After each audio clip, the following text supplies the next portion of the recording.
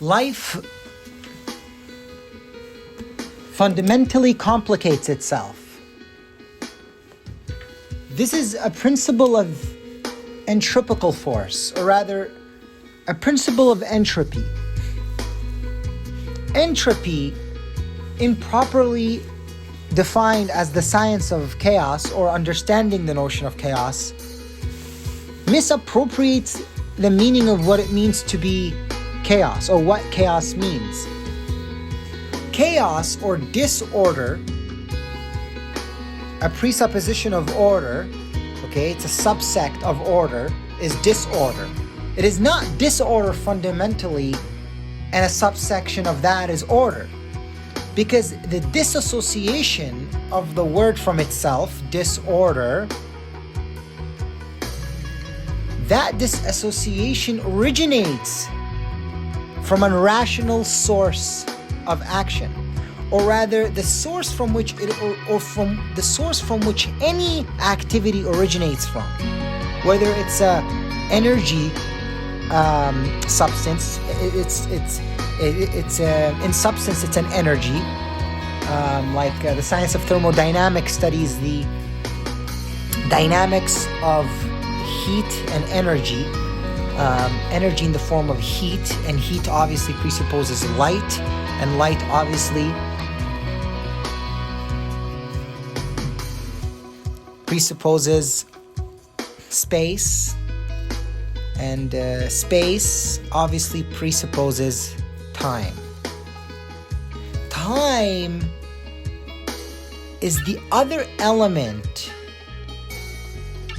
that defines space. It is the value of space. It is easy to observe space, but it is very difficult and hard to understand time. You see, before we explain why time is so hard to understand, let us first explain why it is so easy to find space, or why is space so easy to prove? It's because we can pick it out by simply pointing to it with observation. I mean, observation was the methodology of Da Vinci. Do you know that? His method was purely observational, which is to reinvent the objects in their original self. You know, how do you capture the most accurate image of an object? This was the realist approach. You know, how to make 2 out of 1, even if they are each other in different form, but representing the same image. One of my favorite quotes comes from the Bible, and the worshipping of false idols. Really deep notion. More deeper than the name suggests. Because we associate worship with, mindlessly obeying something, and idols are just mimics and images of real things, while they are themselves not those real things. So an image of something real, excluding that thing that is real and only maintaining the image. And this ultimately defines what we mean by alienation. Alienation is a very, important scientific concept in the modern tradition. It is not a physical science. It is not a scientific concept about the physical nature and domain of the universe, but rather describing its behavioral and more psychological aspect. For the universe is literally endowed with a psychology. It has a psychology, it has a behavior, it has a personality. And in fact, that personality is literally universal in each individual. It is who they are to that certain degree and different from everybody else.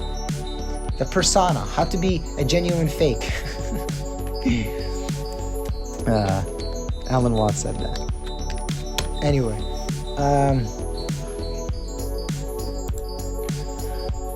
and on the other side of reality is the observer, and they are in this reality. And so space is easy to point to by observation, because any object we look at presupposes it. It discloses any set of innumerable, recognizably picked out object acting in relation to each other, either by way of locomotion or just complete essence. Motion, generally speaking. Motion, the active element of generation. When we use the word species in science, for example, we assume that it is connected to an understanding of only biological life.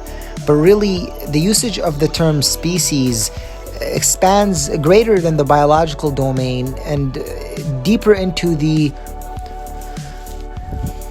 generally any group set of objects sharing some common function. Any set of group of objects. They all,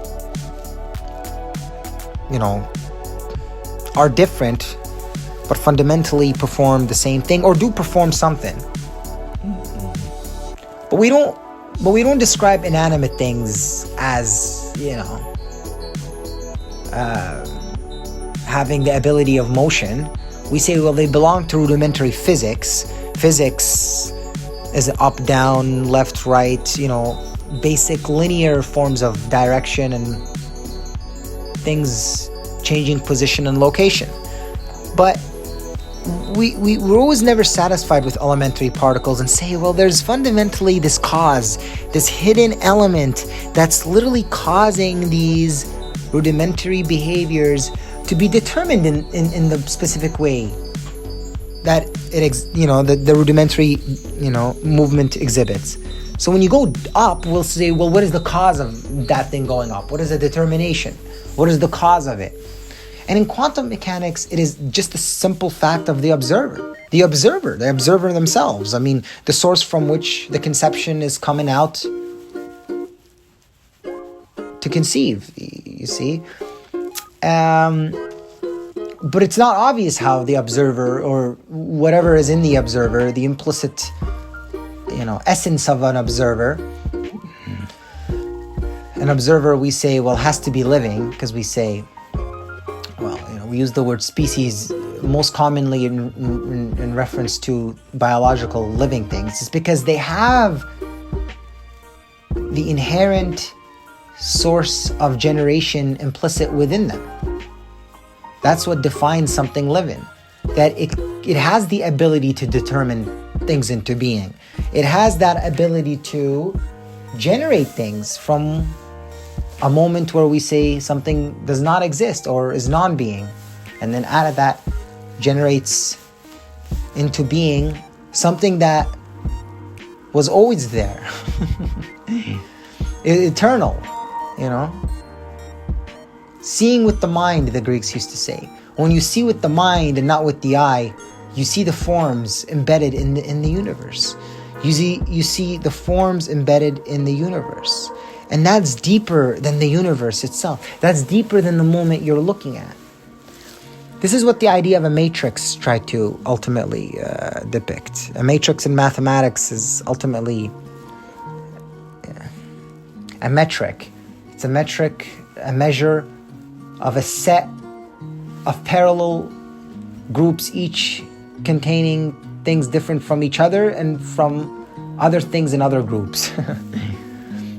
But they somehow share the same,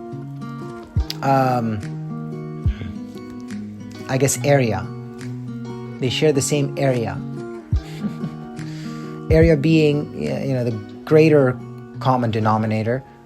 The little number on top of another number, the power of, It is the power of. The area is the power of these two dimensions that are parallel to one another by being implicit in one another.